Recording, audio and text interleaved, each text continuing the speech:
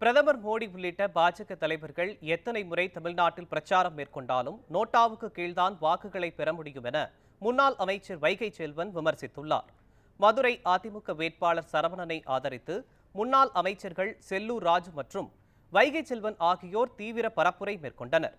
பழங்கானத்தம், மாடக்குளம், சம்மட்டிபுரம், முடக்குசாலை, அண்ணா main வீதி, பெத்தனியாபுரம் உள்ளிட்ட பகுதிகளில் பிரச்சாரம் மேற்கொள்ள சென்ற முன்னாள் அமைச்சர்களுக்கும் அதிமுக வேட்பாளர் சரவணனுக்கும் அப்பகுதி மக்கள் உற்சாக வரவேற்பளித்தனர்.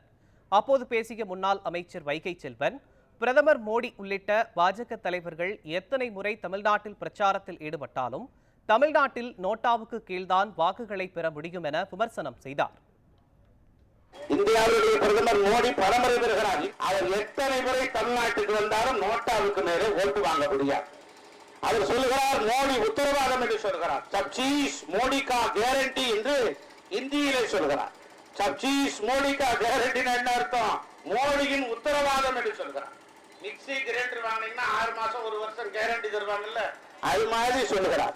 தமிழ்நாட்டில் பாஜக பருப்பு இங்க வேகாது. இங்க அண்ணா திராவிட முன்னேற்ற கழகம் தான் மகத்தான பேரியக்கமாக இருக்கிறது. நான் மருத்துவராக பதவியில் இருக்கிறேன்.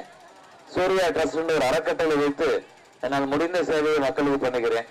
இந்த மாதிரி ஒரு மக்கள் சேவைகளுக்கு ஒரு வாய்ப்பு கொடுத்தீங்கன்னா உங்கள் வீட்டு பிள்ளையாக இருந்து உங்களுக்கு சேவையாற்றிடுவேன். இந்த மதுரை மாவட்டத்தை வளப்படுத்துவதற்கு நம்முடைய அமைச்சர் அவர்களுக்கு உறுதுணையாக இருப்பேன் என்று சொல்லி, நமது சின்னம் இரட்டை இலை, புரட்சி தலைவரின் சின்னம், புரட்சி தலைவி அம்மாவின் சின்னம்,